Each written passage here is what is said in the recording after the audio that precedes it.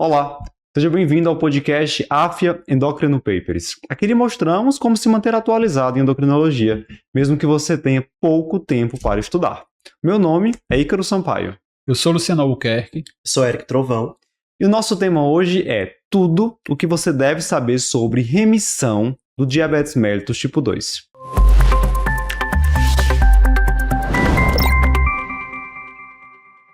Eric e Luciano, vou começar o podcast hoje de uma maneira diferente, com uma pergunta, né? A gente vai refletir sobre essa pergunta, destrinchar essa pergunta ao longo do podcast. Será que é hora de colocar a remissão do diabetes tipo 2 como um objetivo do tratamento e oferecê-lo ao maior número de pacientes? Muito bem. A gente está falando aqui sobre metas, objetivos ao tratar um paciente com diabetes tipo 2. Vamos falar um pouquinho sobre o que existe atualmente, né? Quais são as metas atuais do tratamento do diabetes? Então, a gente tem uma recomendação de manter hemoglobina glicada menor que 7%, e aí, de acordo com o paciente, com a idade, risco de hipoglicemia, isso pode ser flexibilizado para um paciente idoso 7,5%, para um paciente idoso que tem várias comorbidades 8%.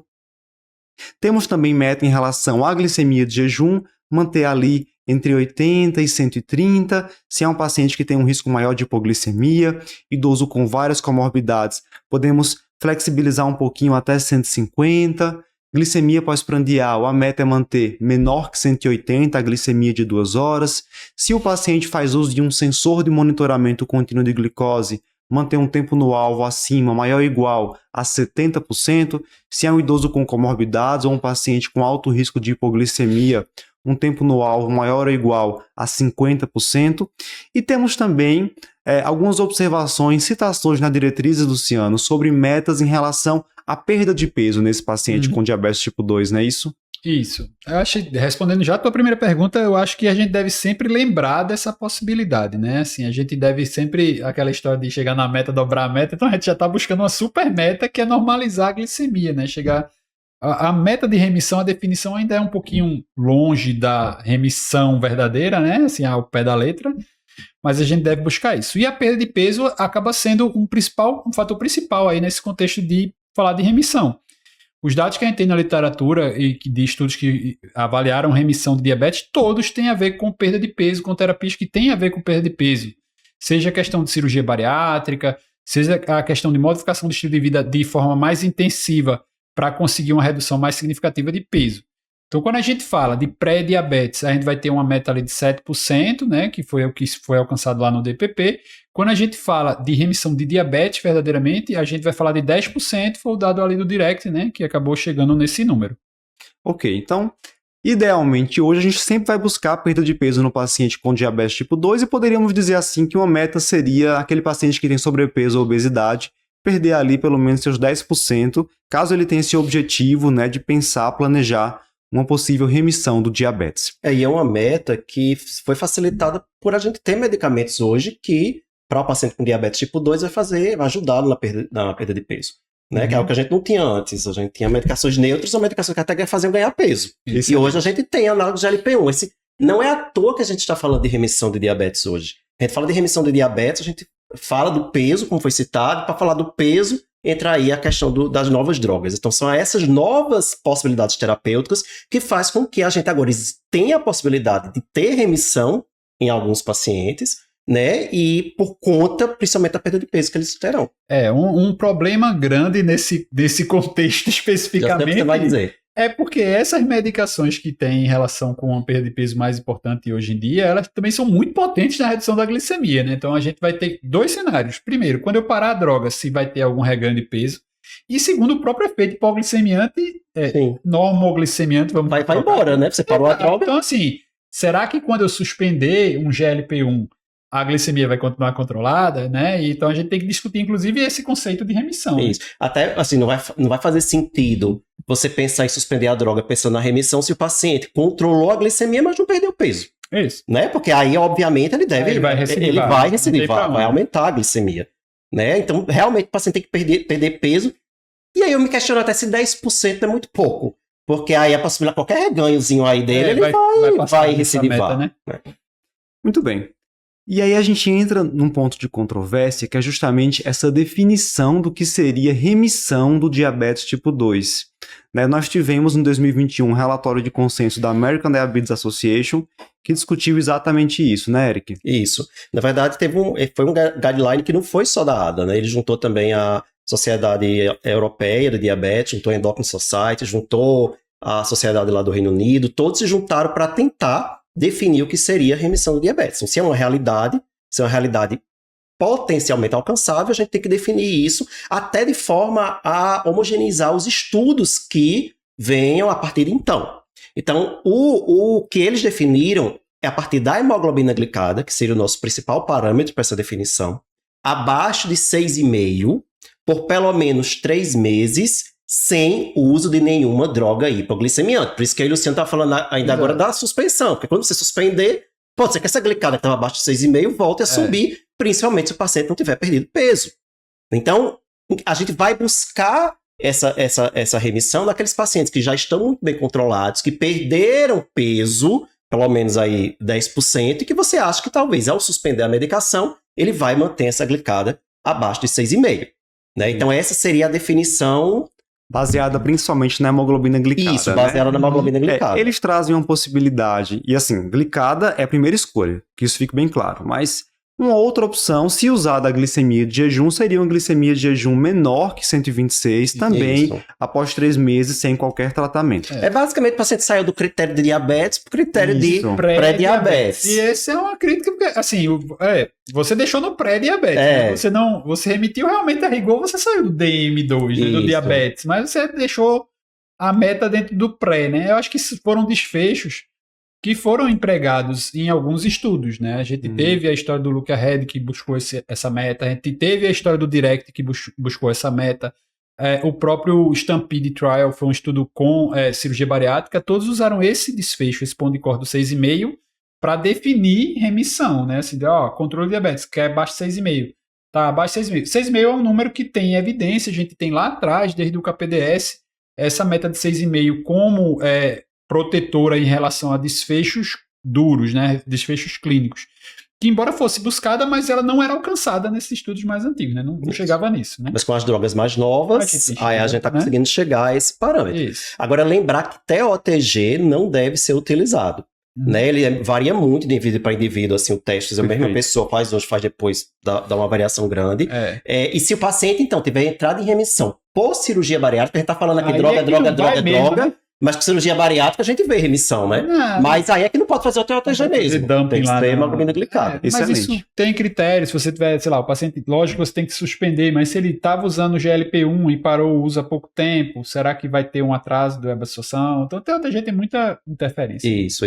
E lembrar que eles no guideline, esse guideline que Ícaro citou, eles colocam que hemoglobina glicada também não pode ser qualquer hemoglobina glicada. Aquela velha história de ser uma hemoglobina glicada padronizada, para um método padronizado. Não é qualquer de beira de esquina aí. E eu achei interessante, eles não fazem uma recomendação formal sobre esse indicador, mas eles citam que aquele indicador do gerenciamento de glicose que a gente usa no sensor de monitoramento contínuo de glicose poderia ser um parâmetro a ser considerado também abaixo de 6,5% no paciente que já está sem tratamento há pelo menos 3 meses. Então seria um dado a mais para a gente avaliar a remissão. E aí por que falar remissão e não falar em cura, né? Então, apesar do paciente ter alcançado um nível glicêmico normal, o defeito que levou à hiperglicemia anteriormente de resistência insulínica ou de falha na produção, na liberação de insulina pela célula beta, ele ainda está presente e, obviamente, ao longo do acompanhamento, se esse paciente ganha peso, se esse paciente que estava fazendo atividade física para de se exercitar, se estava na dieta, desiste da dieta, ele pode sim voltar a ter hiperglicemia. Então não é um paciente que recebe alta do endocrinologista. A gente vai discutir, perfeito. A gente vai discutir mais à frente esse acompanhamento, mas é por isso que a gente não pode falar em cura, apenas em remissão. Você tem melhora da função da célula beta, você tem melhoras insulínicas, mas não regride 100%. Né? Ele, não resolve. Ele não resolve. Né? Você pode facilmente recidivar. E é importante, eu acho, citar também, Ícaro, que essa remissão ela não é algo comum. A remissão ela é pouco frequente. Sim. São poucos pacientes que conseguem, e principalmente os pacientes que vão conseguir são aqueles com pouco tempo de diagnóstico. Né? Então não adianta você querer no paciente com mais de 10 anos de diabetes tipo 2, cheio de complicações micro e macrovasculares, pensar em remissão. Exato, É mais difícil. E isso é justamente o nosso próximo ponto, né? Quais são os dados disponíveis hoje sobre remissão do diabetes?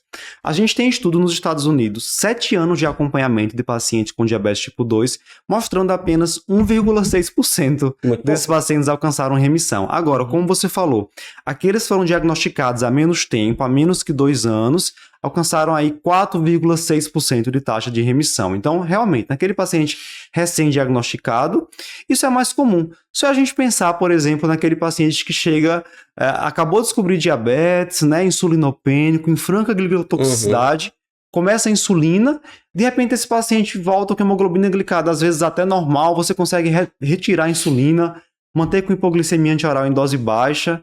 Então, é isso. Esse paciente com menos tempo de diagnóstico, ele teria uma maior janela de oportunidade para você intervir e conseguir essa remissão. Mas ainda assim, 4,6% não é grande coisa, né? Agora é alguma coisa. Eu acho que o que atrapalha muito também é que às vezes esses pacientes demoram muito a chegar pra gente, né? Sim. O paciente às vezes chega já há muito tempo de doença. E o ideal é você pegar aquele paciente realmente recém-diagnosticado para persistir essa meta que você pega em todo o início. Então não é todo mundo que você vai perseguir a meta de remissão. Mas aí a gente tem que levar em consideração que esse dado apresentado aí é sem intervenção, né? Assim, o paciente que teve um diagnóstico de diabetes e que seguiu o fluxo de tratamento. Isso, sem intervenção específica. Exato. Não foi um paciente assim, até porque a gente não tem ainda essa recomendação tão bem estabelecida de você buscar, agora até que já tem, né, considerar peso, mas é um estudo que ele viu na população geral, mas pegou lá os dados de acompanhamento, um estudo retrospectivo, não é um estudo de intervenção para ver como foi, né? A gente tem dados do Direct, por exemplo, que conseguiu perder 10%, foi mais de 60% de remissão de diabetes. Então, assim, maravilha. E eu acho que aí... Pode falar. Eu queria dar um exemplo, né? Porque eu tenho um paciente que pesava 150 quilos, e aí foi indicado, ele não era meu paciente nessa época, e foi indicado cirurgia bariátrica. Ele, com medo da cirurgia, ele não tinha dinheiro para comprar análogo de GLP-1. Tá? Ele, com medo da cirurgia, começou a mudança de estilo de vida, né? Atividade física, procurou um nutricionista, enfim.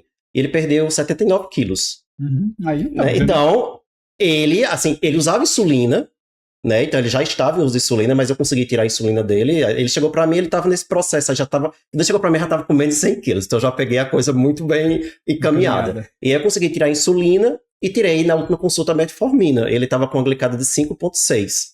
Então, assim, eu acredito que na próxima consulta, quando ele voltar 3 meses após a suspensão da metformina, eu vou preencher o critério aí de remissão para ele.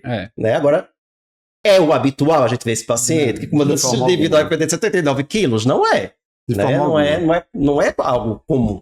Mas é um ótimo exemplo. Como o Luciano citou, esses números que eu passei anteriormente de remissão são em pacientes sem intervenção. Mas nós temos aí, Luciano, várias terapias, inclusive nos estudos que analisaram essas medicações, nós tivemos taxas muito maiores de pacientes que conseguiram, inclusive, glicada menor que 5,7%, né? Então vamos falar um pouquinho disso. Quais são as possíveis terapias hoje que tem um maior potencial de levar um paciente com diabetes tipo 2 a um status de remissão? A Érica acabou de exemplificar aqui, simplesmente com mudança de estilo de vida, isso é possível. Não é nada comum, mas é possível. Mas a gente tem outros tratamentos que aumentam essa possibilidade, né? Aí tem que levar em consideração aquilo que a gente falou no começo em relação à potência do agente que você está utilizando, né? Obviamente que a gente tem o grande estudo relacionado a isso, foi o DPP Trial, onde ele pegou pacientes que tinham pré-diabetes e foi avaliar o segmento disso aí, né? Então, os pacientes que conseguiram uma perda de peso acima de 7%, eles têm uma taxa ali de controle da glicemia, mesmo de não só de não progressão, mas mesmo de remissão, de manter a remissão, o critério de remissão é manter um pré-diabetes, né? Então, a gente já tem essa faixa daí. Tem um estudo do Luca Red, foi um estudo de intervenção intensiva em modificação de estilo de vida, onde no primeiro ano teve realmente uma perda de peso bem significativa e que acabou tendo benefício não só na questão de controle glicêmico, mas também de mortalidade cardiovascular. O primeiro estudo em si, ele não demonstrou esse benefício, mas aqueles pacientes que conseguiram manter os 10% de perda de peso, teve impacto em mortalidade. Ele reduziu mortalidade por qualquer causa no segmento no follow-up de 10 anos, né? Então, assim, essa intervenção precoce, desde que o resultado seja mantido, acaba tendo esse benefício de longo prazo. Tem o estudo Direct, foi um estudo de dieta de muito baixa caloria, onde ele fez substituição de dieta, né, aquela história de fazer um programa de 800 calorias dia, né, então bem intensivo aí, onde ele também conseguiu essa taxa de remissão acima de 60%, diabetes naqueles pacientes que conseguiram perda de 10%. O Direct ele fez o follow-up e aí os pacientes que conseguiram manter a perda de peso, ou seja, que no primeiro ano tinham alcançado essa meta e que no segundo ano não tinham tido reganho, esses pacientes continuavam remitidos, mas aqueles que perdiam e recuperavam voltavam a ter diabetes. Então, assim, a intervenção precisa ser mantida. Então, se a gente for falar assim, em termos de remissão, onde o objetivo do estudo foi esse, a gente vai ver muito ligado às terapias relacionadas à perda de peso. Então, a gente tem dados de modificação do estilo de vida, a gente tem dados com a própria metformina, voltando para níveis normais, agora associado à modificação do estilo de vida, dentro do próprio DPP houve isso. Teve essa história de substituição de dieta no Direct e no próprio Luca-Red. Com medicamento, a gente tem visto vários trabalhos colocando resultados abaixo de 6,5 e colocando resultado abaixo de 5,7. Né? A gente viu agora isso nesse contexto das novas drogas. Então, a tizepatida tem esse resultado, a própria retatrutida tem esse resultado, a combinação de algumas dessas drogas, mas, de novo, a gente não tem uma análise de pós-retirada da droga. Então, se está usando o medicamento, a gente não poderia falar em remissão.